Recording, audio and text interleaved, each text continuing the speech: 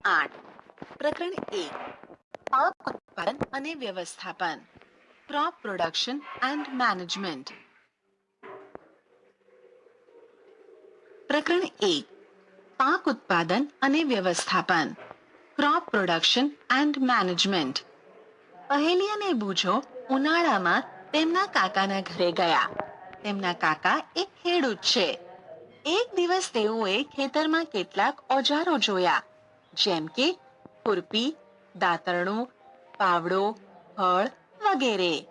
હું જાણવા માંગુ છું કે આપણે આ ઓજારોનો ઉપયોગ ક્યાં અને કેવી રીતે કરીએ છીએ. તમે અભ્યાસ કરી ચૂક્યા છો કે બધા સજીવોને ખોરાકની આવશ્યકતા હોય છે. વનસ્પતિ પોતાનો ખોરાક જાતે બનાવે છે. શું તમને યાદ છે કે લીલી વનસ્પતિ પોતાનો ખોરાક કેવી રીતે તૈયાર કરે છે? મનુષ્ય સહિત બધા જ પ્રાણીઓ પોતાનો ખોરાક જાતે જ બનાવવામાં અસમર્થ છે. તો પ્રાણીઓ ખોરાક ક્યાંથી મેળવે છે? પરંતુ આપણે ખોરાક શા માટે ખાઈએ છીએ?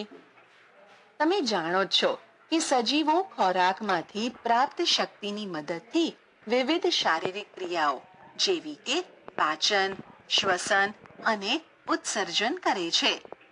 આપણે ખોરાક વનસ્પતિ અથવા પ્રાણી કે બંનેમાંથી પ્રાપ્ત કરીએ છીએ.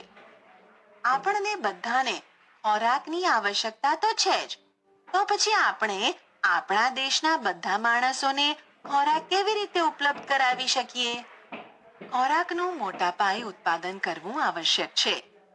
એક વિશાળ જનસમુદાયને ખોરાક પ્રાપ્ત કરાવવા માટે તેનું નિયમિત ઉત્પાદન, યોગ્ય વ્યવસ્થાપન અને વિતરણ આવશ્યક છે. ખેત પદ્ધતિઓ, એગ્રીકલ્ચરલ પ્રેક્ટિસીસ. લગભગ 10,000 ઈસવીસન પૂર્વે મનુષ્ય ભટકતું જીવન જીવતો હતો. તે ખોરાક તેમજ રહેઠાણની શોધમાં સમૂહમાં એક સ્થાનેથી બીજા સ્થાને વિચરણ કરતો રહેતો હતો. તે કાચા ફળ અને શાકભાજી ખાતો હતો અને તેઓએ ખોરાક માટે પ્રાણીઓનો શિકાર કરવાનું શરૂ કર્યું. ત્યારબાદ ખેતી કરી ડાંગર, ઘઉં અને અન્ય ખાદ્ય પાકોનું ઉત્પાદન કરી શક્યો. આ પ્રકારે ખેતીની શરૂઆત થઈ. જ્યારે કોઈ એક જ પ્રકારના છોડને કોઈ સ્થાન પર મોટી માત્રામાં ઉછેરવામાં આવે તો તેને પાક એટલે કે ક્રોપ કહે છે. ઉદાહરણ તરીકે ઘઉંના પાકનો અર્થ એ થાય છે કે ખેતરમાં ઉછેરવામાં આવેલ બધા છોડ ઘઉંના છે. તમે જાણો છો કે પાક વિવિધ પ્રકારના હોય છે, જેમ કે અનાજ, શાકભાજી તેમજ ફળ. જે ઋતુમાં આપણે પાકને ઉગાડીએ છીએ તેના આધારે તેનું વર્ગીકરણ કરી શકીએ છીએ. ભારત એક વિશાળ દેશ છે. અહીં તાપમાન, ભેજ, વરસાદ જેવી વાતાવરણીય પરિસ્થિતિ એક ક્ષેત્રથી બીજા ક્ષેત્રમાં ભિન્ન હોય છે. આથી દેશના વિવિધ ભાગો ઉપર વિવિધ પ્રકારના પાક ઉછેરવામાં આવે છે. આ વિવિધતા ઉપરાંત મોટા ભાગે પાકને બે વર્ગમાં વહેંચી શકાય, જે આ પ્રમાણે છે. 1. ખરીફ પાક. વરસાદની ઋતુમાં રોપવામાં આવે છે તેને ખરીફ પાક કહે છે. ભારતમાં વરસાદની ઋતુ સામાન્યતઃ જૂનથી સપ્ટેમ્બર સુધી હોય છે. ડાંગર, પેડી, મકાઈ, મેઝ, સોયાબીન, મગફળી, ગ્રાઉન્ડનટ, કપાસ, કોટન વગેરે ખરીફ પાક છે. 2. રવિ પાક. રવિ ક્રોપ્સ. શિયાળામાં રોપવામાં આવતા પાકને રવિ પાક કહે છે. તેનો સમયગાળો સામાન્ય રીતે ઓક્ટોબરથી માર્ચ સુધીનો હોય છે. ઘઉં, વીટ, ચણા, ગ્રામ, વટાણા, પીઝ, રાઈ, મસ્ટર્ડ અને અળસી, લિનસીડ રવિ પાકના ઉદાહરણ છે. તદુપરાંત ઘણા સ્થાને કઠોળ અને શાકભાજી ઉનાળામાં ઉગાડવામાં આવે છે. 1.2 પાક ઉત્પાદનની મૂળભૂત પદ્ધતિઓ, basic practices of crop production. ડાંગરને શિયાળામાં શા માટે ઉછેરવામાં નથી આવતી? ડાંગરને વધારે માત્રામાં પાણી જોઈતું હોવાથી તેને માત્ર ચોમાસામાં જ ઉછેરવામાં આવે છે. પાકને ઉછેરવા માટે ખેડૂતને અનેક પ્રવૃત્તિ સમયાંતરે કરવી પડે છે. તમે જોશો કે આ પ્રવૃત્તિ એવા જ પ્રકારની છે કે જેનો ઉપયોગ માળી અથવા તમે સુશોભનીય વનસ્પતિને તમારા ઘર આંગણે ઉછેરવા માટે કરો છો. આ પ્રવૃત્તિ અથવા કાર્યને ખેત પદ્ધતિઓ, એગ્રીકલ્ચર પ્રેક્ટિસીસ કહે છે. આ કાર્ય પદ્ધતિઓ નીચે આપેલ છે. 1. ભૂમિને તૈયાર કરવી. 2. રોપણી. 3. કુદરતી અને કૃત્રિમ ખાતર આપવું. 4. સિંચાઈ. 5. નીંદણથી રક્ષા. 6. લણણી. 7. સંગ્રહ. ભૂમિને તૈયાર કરવી. Preparation of soil. પાક ઉછેરતા રોપતા પહેલા ભૂમિને તૈયાર કરવી તે પ્રથમ ચરણ છે. માટીને ઉલટાવવી અને પોચી બનાવવી તે ખેતીનું મહત્વપૂર્ણ કાર્ય છે. આથી મૂળ જમીનમાં ઊંડાઈ સુધી જઈ શકે છે. પોચી માટી શા માટે મૂળને શ્વસન કરવામાં સહાય કરે છે? ઓછી માટી માટીમાં રહેતા અળસિયા અને સૂક્ષ્મ જીવોની વૃદ્ધિ કરવામાં સહાય કરે છે. આ સજીવો ખેડૂતના મિત્રો છે, કારણ કે તે માટીને ઉપર નીચે કરીને પોચી કરે છે. તેમાં સડતા સેન્દ્રિય પદાર્થો હ્યુમસ ઉમેરે છે. પરંતુ શા માટે માટીને ઉપર નીચે અને પોચી કરવી આવશ્યક છે? તમે અગાઉના ધોરણમાં અભ્યાસ કરી ચૂક્યા છો કે માટીમાં ખનિજ, પાણી, વાયુ તથા કેટલાક સજીવો જોવા મળે છે. તદુપરાંત મૃત વનસ્પતિ તેમજ પ્રાણીઓ પણ જમીનમાં જોવા મળતા સજીવો દ્વારા વિઘટન પામે છે. આ રીતે મૃતદેહમાં જોવા મળતા કેટલાક પોષક તત્વો જમીનમાં ભળી જાય છે. આ પોષક દ્રવ્યો વનસ્પતિઓ દ્વારા શોષણ પામે છે. કારણ કે ઉપરની સપાટી પરની કેટલાક સેન્ટીમીટર સુધીની જ ભૂમિ વનસ્પતિની વૃદ્ધિમાં સહાય કરે છે. તેને ઉલટાવવાથી અને પોચી કરવાથી પોષક તત્વો યુક્ત ભૂમિ ઉપરની તરફ આવી જાય છે અને વનસ્પતિ આ પોષક પદાર્થોનો ઉપયોગ કરી શકે છે. એટલા માટે માટીને ઉપર નીચે અને પોચી કરવી પાક રોપવા માટે અત્યંત મહત્વપૂર્ણ છે. માટીને ઉપર નીચે કરવાની ક્રિયાને ખેડાણ, ટિલિંગ ઓર પ્લોઈંગ કહે છે. આ પ્રક્રિયાને હળ ચલાવીને કરવામાં આવે છે. હળ લાકડાનું અથવા લોખંડનું બનેલ હોય છે. જો માટી અત્યંત સૂકી હોય તો ખેડને અગાઉ તેને પાણી આપવાની જરૂર પણ પડી શકે છે. ખેડેલ ખેતરમાં માટીના મોટા મોટા ભાગ પણ હોઈ શકે છે. તેને ઢેફા, ક્રમ્સ કહે છે. તેને એક પાટિયાની મદદથી તોડવા આવશ્યક હોય છે. વાવણી અને સિંચાઈ માટે ખેતરને સમથળ કરવું આવશ્યક હોય છે. આ કાર્ય સમાર, લેવલર દ્વારા કરવામાં આવે છે. કેટલીક વખત જમીનને ખેડતા પહેલા કુદરતી ખાતર, મેન્યોર પણ ઉમેરવામાં આવે છે, જેનાથી ભૂમિમાં કુદરતી ખાતરનું સંમિશ્રણ વ્યવસ્થિત થઈ શકે. જમીનમાં બીજ રોપતા પહેલા જમીનને પાણી આપવામાં આવે છે.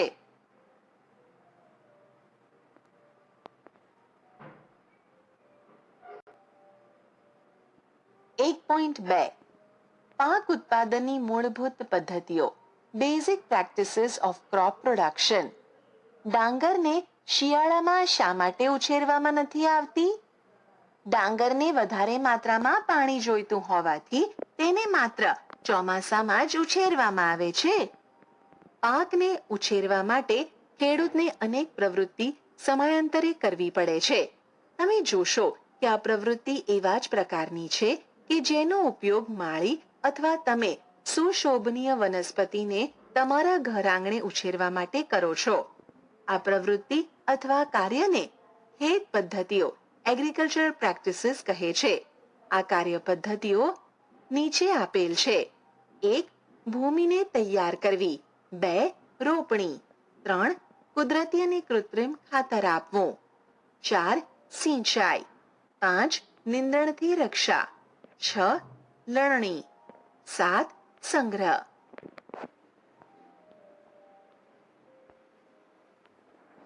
ભૂમિને તૈયાર કરવી, પ્રેપરેશન ઓફ સોઇલ. પાક ઉછેરતા રોપતા પહેલા ભૂમિને તૈયાર કરવી તે પ્રથમ ચરણ છે. ખેતીના ઓજારો. સારા ઉત્પાદન માટે બીજ રોપતા પહેલા માટીના અત્યંત નાના ટુકડા કરવા આવશ્યક છે. આ કાર્ય વિવિધ ઓજારોની મદદથી કરવામાં આવે છે. હળ, ફરપિયો અને કલ્ટિવેટર, દાંતી આ કાર્ય માટે ઉપયોગમાં લેવાતા મુખ્ય ઓજારો છે. હળ, પ્લો. પ્રાચીન સમયથી જ હળનો ઉપયોગ જમીનની ખેડ, ખાતર ભેળવવા માટે, નીંદણના નિકાલ માટે તેમજ માટીને ખોદવા માટે કરવામાં આવતો હતો. આ ઓજાર લાકડાનું બનેલ હોય છે, જેમાં બળદની જોડ અથવા અન્ય પ્રાણીઓ, ઘોડા, ઊંટ વગેરેની સહાયતાથી ખેંચવામાં આવે છે. તેમાં લોખંડની મજબૂત ત્રિકોણાકાર પટ્ટી આપેલ હોય છે. તેને ફાલ પ્લોશેર કહે છે.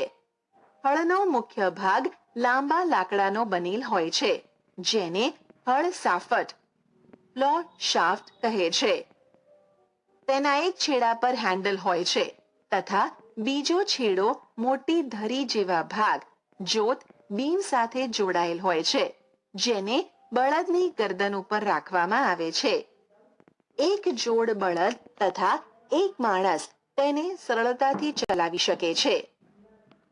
આજકાલ લોખંડના હળ ઝડપથી લાકડાના હળની જગ્યા લઈ રહ્યા છે.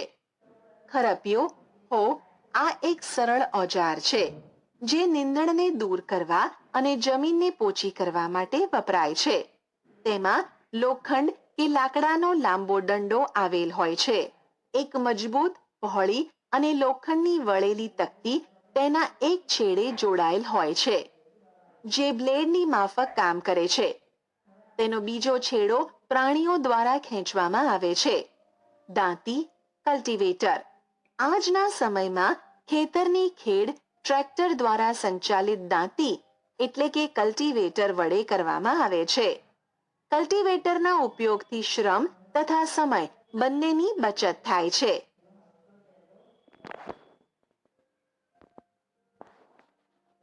વાવણી, સોઈંગ. વાવણી પાક ઉત્પાદનનો સૌથી મહત્વનો તબક્કો છે. વાવણી પહેલા સારી ગુણવત્તાવાળા બીજની પસંદગી કરવામાં આવે છે. સારી ગુણવત્તાવાળા બીજ સ્વચ્છ અને તંદુરસ્ત હોય છે. ખેડૂત સારી ઉપજ પ્રાપ્ત કરવાવાળા બીજને પ્રાથમિકતા આપે છે. એક દિવસ મેં મારી મમ્મીને ચણાના કેટલાક દાણાને વાસણમાં રાખીને તેમાં કેટલું પાણી ઉમેરતા જોઈ. થોડી મિનિટ પછી કેટલાક બીજ પાણી ઉપર તરવા લાગ્યા. મને આશ્ચર્ય થયું કે કેટલાક બીજ પાણી ઉપર કેમ તરવા લાગ્યા. પ્રવૃત્તિ 1.1. એક બીકર લઈને તેને પાણીથી અડધું ભરી દો. તેમાં એક મુઠ્ઠી ભરીને ઘઉંના દાણા નાખો અને તેને બરાબર હલાવો. કેટલાક સમય સુધી રાહ જુઓ. જો કેટલાક બીજ પાણી ઉપર તરવા લાગ્યા, જે બીજ પાણીમાં તળિયે બેસી જાય છે તે હલકા હોય છે કે ભારે? ક્ષતિગ્રસ્ત બીજ પોલા થઈ જાય છે અને તેના કારણે હલકા થઈ જાય છે, એટલે તે પાણી પર તરવા લાગે છે. સારા બીજ એટલે કે સ્વસ્થ બીજને ક્ષતિગ્રસ્ત બીજથી અલગ કરવાની આ એક સારી રીત છે. વાવણી પહેલા બીજ રોપવાના ઓજારો વિશે જાણવું આવશ્યક છે. પરંપરાગત ઓજાર, ટ્રેડિશનલ ટૂલ. પરંપરાગત રીતે બીજની વાવણી કરવા માટે વાપરવામાં આવતું ઓજાર ગળણી આકારનું હોય છે. બીજને ગળણીની અંદર નાખવાથી તે ધારદાર અણીવાળા છેડાયુક્ત 2 કે 3 પાઇપમાંથી પસાર થાય છે. આ છેડાઓ માટીમાં ખૂંપીને ત્યાં બીજનું સ્થાપન કરે છે. વાવણીઓ, સીડ ડ્રીલ. આજના જમાનામાં ટ્રેક્ટર દ્વારા સંચાલિત વાવણીઓ સીડ ડ્રીલ નો ઉપયોગ થાય છે. તેના દ્વારા બીજમાં સમાન અંતર તેમજ ઊંડાઈ બની રહે છે. સાથે સુનિશ્ચિત કરવાનું છે કે રોપણી પછી બીજ માટી દ્વારા ઢંકાયેલું રહે. તેનાથી પક્ષીઓ દ્વારા બીજને થતું નુકસાન અટકાવી શકાય છે. સીડ ડ્રીલ દ્વારા રોપણી કરવાથી સમય અને મહેનત બંનેનો બચાવ થાય છે. મારી શાળા નજીક નર્સરી છે. મેં જોયું છે કે છોડને નાની નાની કોથળીઓમાં રાખેલા હોય છે. તેમને કોથળીઓમાં કેમ રાખેલા હોય છે? ધાન્ય જેવા કેટલાક છોડના બીજને પહેલા નર્સરીમાં ઉગાડવામાં આવે છે. છોડ તૈયાર થઈ જાય ત્યારે તેને મનુષ્ય દ્વારા ખેતરમાં રોપવામાં આવે છે. કેટલાક જંગલના વૃક્ષો તેમજ પુષ્પીય વનસ્પતિઓને પણ નર્સરીમાં ઉગાડવામાં આવે છે. બે છોડની વચ્ચે થતી ગીચતાને રોકવા માટે બીજની વચ્ચે આવશ્યક અંતર હોવું અત્યંત મહત્વપૂર્ણ છે. એનાથી છોડને સૂર્યનો પ્રકાશ, પોષક તત્વો તેમજ પાણી પૂરતા પ્રમાણમાં પ્રાપ્ત થાય છે.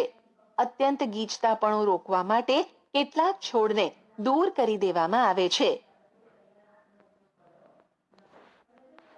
કુદરતી અને કૃત્રિમ ખાતર ઉમેરવું. Adding manure and fertilizers. વનસ્પતિના તંદુરસ્ત વિકાસ માટે પોષક દ્રવ્ય સ્વરૂપે જે પદાર્થોને માટીમાં ઉમેરવામાં આવે છે તેને કુદરતી ખાતર, મેન્યોર અને કૃત્રિમ ખાતર, ફર્ટિલાઇઝર્સ કહે છે. મેં ખેતરમાં ઉગેલા સ્વસ્થ પાકને જોયો. જ્યારે પાસેના ખેતરમાં છોડ નબળા હતા. કેટલાક છોડ અન્ય છોડની સરખામણીમાં વધારે સારી રીતે કેવી રીતે ઉગે છે? ભૂમિ પાકને ખનિજ તત્વો પ્રદાન કરે છે, જે પાકની વૃદ્ધિ માટે આવશ્યક છે. કેટલાક ક્ષેત્રમાં ખેડૂત ખેતરમાં એક પછી બીજો પાક ઉછેરે છે. ખેતર ક્યારેય ખાલી છોડતા નથી. કલ્પના કરો કે પોષક દ્રવ્યોનું શું થાય છે? સતત પાકને ઉગાડવાથી માટીમાંથી કેટલાક પોષક દ્રવ્યો ઓછા થઈ જાય છે. આ ક્ષતિ પૂરી કરવા માટે એક ખેડૂત ખેતરમાં કુદરતી ખાતર આપે છે. આ પ્રક્રિયાને ખાતર આપવાની ક્રિયા કહે છે. અયોગ્ય અથવા અપૂરતા કુદરતી ખાતર આપવાથી છોડ નબળા પડી જાય છે. કુદરતી ખાતર એક કાર્બનિક એટલે કે જૈવિક પદાર્થ છે, જે વનસ્પતિ અથવા પ્રાણીઓના વિઘટનથી પ્રાપ્ત થાય છે. ખેડૂત વનસ્પતિ તેમજ પ્રાણીના નકામા દ્રવ્યોને એક ખાડામાં એકઠા કરી તેનું વિઘટન થવા માટે ખુલ્લા છોડી દે છે. વિઘટન કેટલાક સૂક્ષ્મજીવો દ્વારા થાય છે. વિઘટિત પદાર્થને કુદરતી ખાતરના સ્વરૂપે ઉપયોગમાં લેવામાં આવે છે. તમે ધોરણ 6 માં વર્મી કમ્પોસ્ટ અથવા અળસિયાના ખાતર તૈયાર કરવા વિશે અભ્યાસ કરી ચૂક્યા છો. પ્રવૃત્તિ 1.2. મગ અથવા ચણાના દાણાને લઈને તેને અંકુરિત કરો. તેમાંથી એક જ આકારના સરખા પ્રાંકુરને પસંદ કરો. હવે 3 ગ્લાસ અથવા તેના જેવા પાત્ર લો. તેના પર A, B અને C નિશાની કરો. ગ્લાસ A માં થોડીક માટી લઈને તેમાં થોડુંક છાણિયું ખાતર ભેળવો. ગ્લાસ B માં સમાન માત્રામાં માટી લઈને તેમાં થોડુંક યુરિયા ઉમેરો અને ગ્લાસ C માં થોડીક માટી લઈને કાંઈ પણ ઉમેર્યા વગર રહેવા દો. હવે ત્રણેય ગ્લાસમાં સમાન માત્રામાં પાણી ઉમેરીને પ્રાંકુરને રોપી દો અને તેને સુરક્ષિત સ્થાન પર મૂકી દો. 7 થી 10 દિવસ પછી તેની વૃદ્ધિનો અભ્યાસ કરો. શું ત્રણેય ગ્લાસમાં છોડની વૃદ્ધિની માત્રા એક સમાન છે? કયા ગ્લાસમાં છોડની વૃદ્ધિ સારી છે? કયા ગ્લાસમાં છોડની વૃદ્ધિ સૌથી ઝડપી છે? કૃત્રિમ ખાતર એવા રાસાયણિક પદાર્થ છે જે વિશેષ પોષક દ્રવ્યોથી સમૃદ્ધ હોય છે. તે કુદરતી ખાતરથી કેવી રીતે અલગ હોય છે? કૃત્રિમ ખાતરનું ઉત્પાદન કારખાનામાં કરવામાં આવે છે. કૃત્રિમ ખાતરના કેટલાક ઉદાહરણો જેમ કે urea, ammonium sulphate, super phosphate, potash, NPK, nitrogen, phosphorus, potassium છે. તેના ઉપયોગથી ખેડૂતોને ઘઉં તથા મકાઈ જેવા પાકની સારી ઉપજ પ્રાપ્ત કરવામાં સહાયતા મળે છે. પરંતુ કૃત્રિમ ખાતરના અત્યંત વધારે ઉપયોગથી જમીનની ફળદ્રુપતામાં ઘટાડો થાય છે. તે જળ પ્રદૂષણનો પણ સ્ત્રોત છે. એટલે જમીનની ફળદ્રુપતા બનાવી રાખવા માટે આપણે કૃત્રિમ ખાતરના સ્થાને કુદરતી ખાતરનો ઉપયોગ કરવો જોઈએ. અથવા 2 વખત પાક લો તેની વચ્ચે ખેતરને કેટલાક સમય સુધી કાંઈ પણ વાવ્યા વગર ખાલી રાખવું જોઈએ. કુદરતી ખાતરના ઉપયોગથી જમીનના બંધારણ તેમજ જળ સંગ્રહ ક્ષમતામાં વધારો થાય છે. તેનાથી જમીનમાં બધા જ પોષક તત્વોની પૂર્તિ થાય છે. જમીનમાં પોષક દ્રવ્યોની પૂર્તિ માટેની અન્ય એક રીત છે પાકની ફેરબદલી. તેમાં એક પાકને ઉછેર્યા બાદ ખેતરમાં બીજા અન્ય પ્રકારના પાકનો વારાફરતી ઉછેર કરવામાં આવે છે. પહેલા ઉત્તર ભારતમાં ખેડૂતો કઠોળને એક ઋતુમાં ઉગાડતા હતા અને બીજી ઋતુમાં ઘઉં ઉગાડતા હતા. તેનાથી જમીનમાં નાઇટ્રોજનની પૂર્તતા થતી હતી. ખેડૂતોને આ પદ્ધતિ સ્વીકારવા માટે પ્રોત્સાહિત કરવામાં આવે છે. અગાઉના ધોરણમાં તમે રાઇઝોબિયમ બેક્ટેરિયા વિશે અભ્યાસ કરી ચૂક્યા છો કે તે શિંબી કુળની વનસ્પતિના મૂળને મૂળ ગંડિકાઓમાં જોવા મળે છે. તેઓ વાતાવરણમાં રહેલા નાઇટ્રોજનનું સ્થાપન કરે છે. કોષ્ટક 1.1 કૃત્રિમ ખાતર અને કુદરતી ખાતર વચ્ચેનો તફાવત. ક્રમ: કૃત્રિમ ખાતર, કુદરતી ખાતર. 1. કૃત્રિમ ખાતર એક અકાર્બનિક ક્ષાર છે. કુદરતી ખાતર એક પ્રાકૃતિક પદાર્થ છે જે છાણ, માનવના નકામા પદાર્થો તેમજ વનસ્પતિના અવશેષોના વિઘટનથી પ્રાપ્ત થાય છે. 2. કૃત્રિમ ખાતરનું નિર્માણ કારખાનામાં થાય છે. કુદરતી ખાતર ખેતરમાં બનાવી શકાય છે. 3. કૃત્રિમ ખાતરથી જમીનને સેન્દ્રિય પદાર્થો પ્રાપ્ત થતા નથી. કુદરતી ખાતરથી જમીનને ભરપૂર માત્રામાં સેન્દ્રિય પદાર્થો એટલે કે સડતા કાર્બનિક પદાર્થો હ્યુમસ પ્રાપ્ત થાય છે. 4. કૃત્રિમ ખાતરમાં વનસ્પતિ માટે જરૂરી પોષક દ્રવ્યો જેવા કે નાઇટ્રોજન, ફોસ્ફરસ અને પોટેશિયમ ભરપૂર માત્રામાં હોય છે. કુદરતી ખાતરમાં વનસ્પતિ માટે જરૂરી પોષક દ્રવ્યો તુલનાત્મક રીતે ઓછી માત્રામાં હોય છે. કોષ્ટક 1.1 માં કૃત્રિમ ખાતર અને કુદરતી ખાતર વચ્ચેનો ભેદ દર્શાવવામાં આવ્યો છે. કુદરતી ખાતરના ફાયદા. Advantages of manure. જૈવિક ખાતરને કૃત્રિમ ખાતરની તુલનામાં વધારે સારું ગણવામાં આવે છે. જેના મુખ્ય કારણ તેનાથી જમીનની જલધારણ ક્ષમતામાં વધારો થાય છે. તેનાથી જમીન છિદ્રાળુ થઈ જાય છે, જેનાથી વાયુ વિનિમયમાં સરળતા પ્રાપ્ત થાય છે. તે ફાયદાકારક સૂક્ષ્મ જીવોમાં વધારો કરે છે. જમીનના બંધારણમાં સુધારો કરે છે.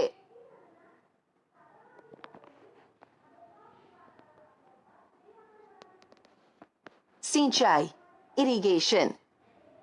જીવંત રહેવા માટે પ્રત્યેક સજીવને પાણીની આવશ્યકતા રહેલી છે.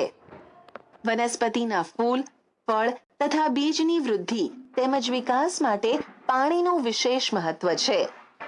વનસ્પતિના મૂળ દ્વારા પાણીનું શોષણ થાય છે, જેની સાથે ખનિજો અને ખાતરોનું પણ શોષણ થાય છે. વનસ્પતિમાં લગભગ 90% પાણી હોય છે. પાણી આવશ્યક છે કારણ કે બીજનું અંકુરણ શુષ્ક પરિસ્થિતિમાં થતું નથી. પાણીમાં ઓગળેલા ખનિજોનું વહન વનસ્પતિના પ્રત્યેક ભાગમાં થાય છે. તે પાકને ઠંડી એટલે કે હિમ તેમજ ગરમ હવાથી રક્ષણ આપે છે. સ્વસ્થ પાકના ઉછેર માટે જમીનમાં પાણીનો ભેજ જાળવી રાખવા માટે ખેતરમાં નિયમિત રૂપે પાણી આપવું આવશ્યક છે. સમયાંતરે ખેતરમાં પાણી પૂરું પાડવાની ક્રિયાને સિંચાઈ કહે છે. સિંચાઈનો સમય અને માત્રા દરેક પાક મુજબ, જમીન મુજબ અને ઋતુ મુજબ જુદા જુદા હોય છે. ઉનાળામાં પાણી આપવાની માત્રા વધારે હોય છે. શા માટે એવું હોય છે? જો જમીન તેમજ પર્ણો દ્વારા બાષ્પીભવનનો દર વધારે હોવાથી આવું હોઈ શકે છે? આ વર્ષે પાણી આપતા સમયે હું વધારે સતર્ક રહ્યો છું. ગયા ઉનાળામાં મારા છોડ સુકાઈને મરી ગયા હતા. સિંચાઈના સ્ત્રોત. Sources of irrigation. કુવાઓ, બોર કુવાઓ, તળાવો, સરોવર, નદીઓ, બંધ કે ડેમ તેમજ નહેરો સિંચાઈના સ્ત્રોત છે. સિંચાઈની પરંપરાગત રીતો, ટ્રેડિશનલ મેથડ્સ ઓફ ઇરિગેશન. કુવાઓ, સરોવરો તેમજ નહેરોમાં ઉપલબ્ધ પાણીને ખેતરમાં પહોંચાડવાની રીતો જુદા જુદા ક્ષેત્રોમાં જુદી જુદી હોય છે. ઢોર અથવા મજૂર આ ક્રિયાવિધિમાં ઉપયોગમાં લેવામાં આવે છે. અર્થાત આ રીતો સસ્તી છે પરંતુ ઓછી કાર્યક્ષમ છે. વિભિન્ન રીતો નીચે મુજબ છે. 1. મોટ ગરગડી યુક્ત વ્યવસ્થા. 2. Chain pump. 3. ઢેકલી. 4. રહેટ ઉચ્ચાલનનો પ્રકાર. પાણીને ઉપર ખેંચવા માટે સામાન્ય રીતે પંપનો ઉપયોગ કરવામાં આવે છે. પંપ ચલાવવા માટે ડીઝલ, બાયોગેસ, વિદ્યુત ઉર્જા તેમજ સૌર ઉર્જાનો ઉપયોગ કરવામાં આવે છે. આધુનિક સિંચાઈ પદ્ધતિઓ, મોડર્ન મેથડ્સ ઓફ ઇરિગેશન. સિંચાઈની આધુનિક પદ્ધતિઓ દ્વારા આપેલ પાણીનો કરકસરપૂર્ણ ઉપયોગ કરી શકીએ છીએ. મુખ્ય પદ્ધતિઓ નીચે મુજબ છે.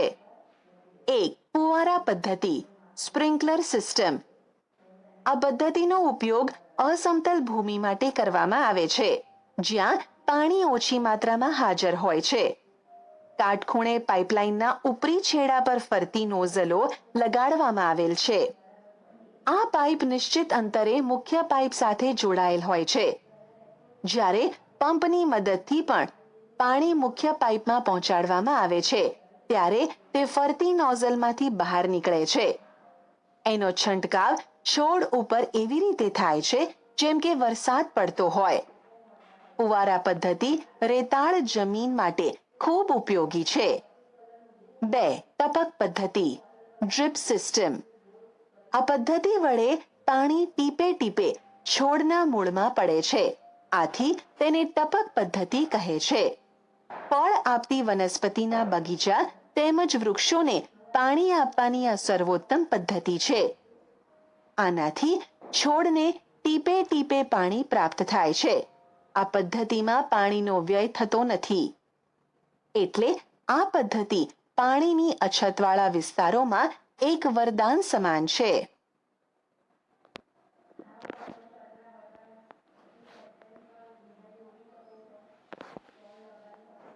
નીંદણથી રક્ષણ, પ્રોટેક્શન ફ્રોમ વીડ્સ.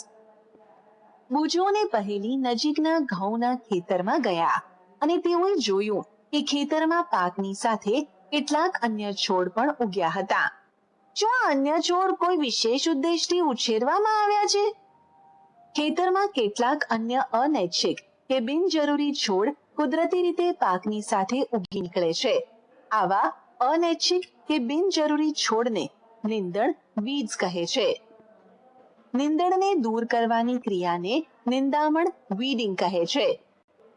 નિંદામણ આવશ્યક છે કારણ કે નીંદણ પાણી, પોષક દ્રવ્યો, જગ્યા તેમજ પ્રકાશ માટે મુખ્ય પાક સાથે સ્પર્ધા કરી તેની વૃદ્ધિ પર અસર કરે છે. કેટલાક નીંદણ લણણીમાં પણ વિક્ષેપ ઊભો કરે છે તથા મનુષ્ય અને પ્રાણીઓ માટે ઝેરી પણ હોઈ શકે છે. નીંદણને દૂર કરવા તેમજ તેની વૃદ્ધિને નિયંત્રિત કરવા ખેડૂત વિભિન્ન પદ્ધતિઓ અપનાવે છે. પાક ઉગાડતા પહેલા ખેતરમાં ખેડ દ્વારા નીંદણ દૂર કરવામાં સહાયતા મળે છે. એનાથી નીંદણ સુકાઈને મરી જાય છે અને માટીમાં ભળી જાય છે. નીંદણમાં પુષ્પ ઉદ્ભવે કે બીજ બને તે પહેલા જ નીંદણને દૂર કરવું એ યોગ્ય છે. સમયાંતરે નીંદણને જમીન નજીકથી કાપવામાં કે મૂળ સહિત જાતે જ ઉખાડવામાં આવે છે. આ કાર્ય ખુરપી અથવા વાવણિયા સીડ ડ્રીલની મદદથી કરવામાં આવે છે. નીંદણને કેટલાક રસાયણોની મદદથી પણ દૂર કરવામાં આવે છે જેને નીંદણનાશક વીડીસાઇડ્સ કહે છે, જેમ કે 2,4-D. ખેતરમાં નીંદણનો નાશ કરવા માટે છંટકાવ કરવામાં આવે છે જેનાથી નીંદણ નાશ પામે છે પરંતુ પાકને નુકસાન થતું નથી. નીંદણનાશકને પાણીમાં યોગ્યતા અનુસાર ભેળવીને સ્પ્રેની મદદથી ખેતરમાં છંટકાવ કરવામાં આવે છે. શું નીંદણનાશકની અસર તેનો છંટકાવ કરનાર વ્યક્તિ પર પણ થાય છે?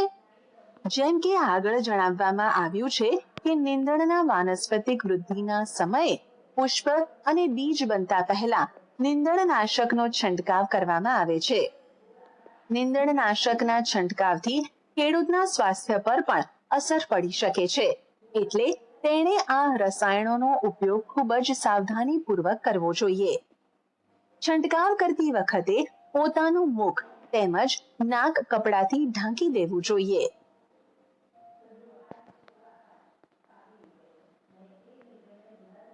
લણણી હાર્વેસ્ટિંગ. પાકની લણણી એક અગત્યનું કામ છે.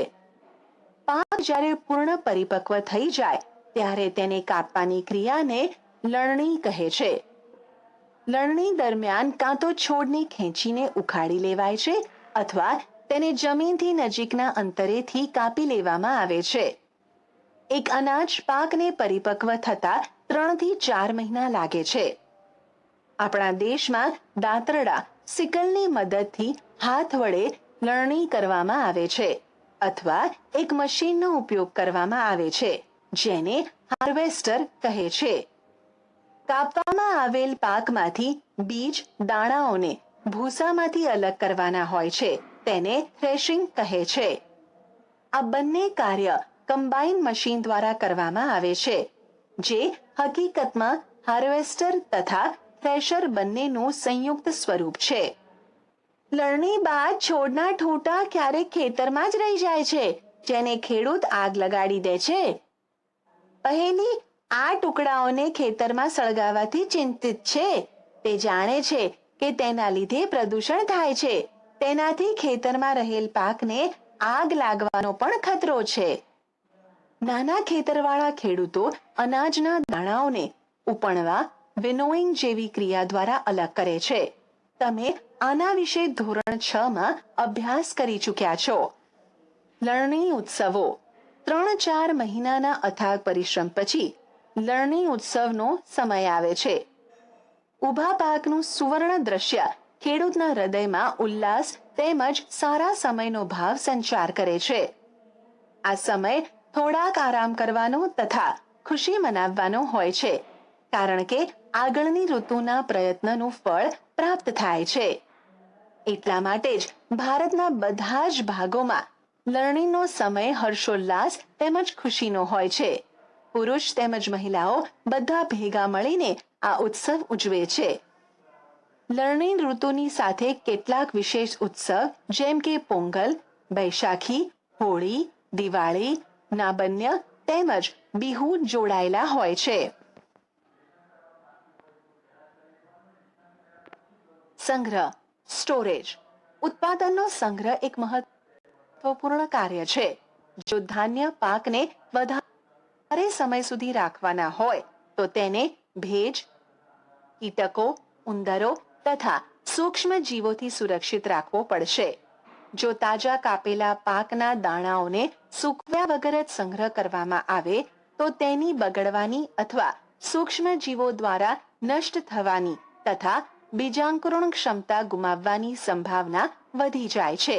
અર્થાત સંગ્રહની પહેલા બીજને તાપમાં સૂકવવા આવશ્યક છે, જેનાથી તેનામાં રહેલા ભેજની માત્રામાં ઘટાડો થાય છે, જેથી તેને કીટકો, ઉપદ્રવો, બેક્ટેરિયા અને ફૂગથી રક્ષણ પ્રાપ્ત થઈ જાય છે.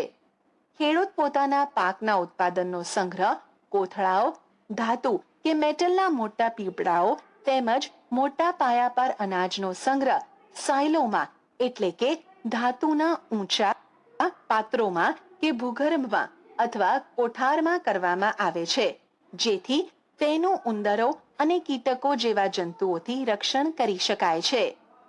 લીમડાના સૂકા પાનનો ઘરગથ્થુ અનાજના સંગ્રહમાં ઉપયોગ કરવામાં આવે છે.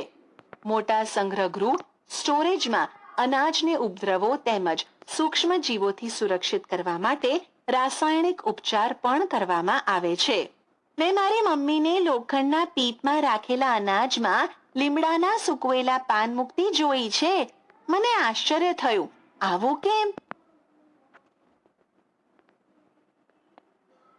પ્રાણીઓ દ્વારા ખોરાક. Food from animals. પ્રવૃત્તિ 1.3 તમારી નોટબુકમાં નીચે આપેલ કોષ્ટક બનાવો અને તેને પૂર્ણ કરો. ક્રમ, ખોરાક, સ્ત્રોત. 1. દૂધ, ગાય, ભેંસ, બકરી, ઊંટડી. 2, 3, 4. આ કોષ્ટકને પૂર્ણ કર્યા બાદ 3, 4.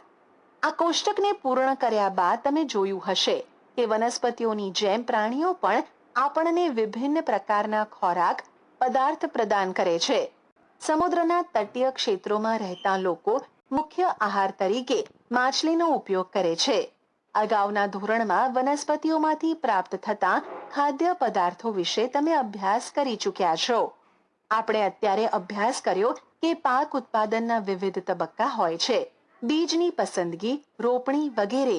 તેવી જ રીતે ઘરમાં અથવા ખેતરમાં રાખવામાં આવતા પાલતુ પ્રાણીઓને યોગ્ય ખોરાક, રહેઠાણ તેમજ તેની દેખરેખ પણ અતિ આવશ્યક હોય છે.